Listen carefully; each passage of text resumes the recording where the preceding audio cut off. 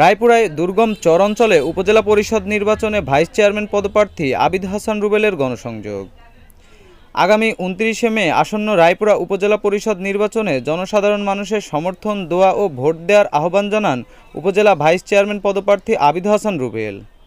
তিনি বলেন, আমাকে যদি আপনাদের মূল্যবান ভোট দিয়ে জয়যুক্ত করেন, আমি আপনাদেরকে সাথে নিয়ে দেশরত্ন শেখ হাসিনার স্মার্ট বাংলাদেশ গড়ার প্রত্যয়ে এই দুর্গম চর অঞ্চলের উন্নয়নের অংশীদার হব।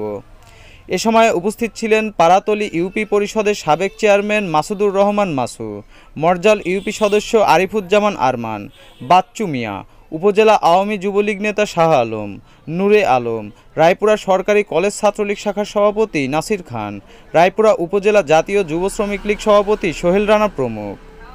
রায়পুরা উপজেলা আওয়ামী লীগ, যুবলীগ ও ছাত্রলীগ সহ তৃণমূল সকল অঙ্গ সংগঠনের নেতাকর্মীরা এ সময় উপস্থিত ছিলেন।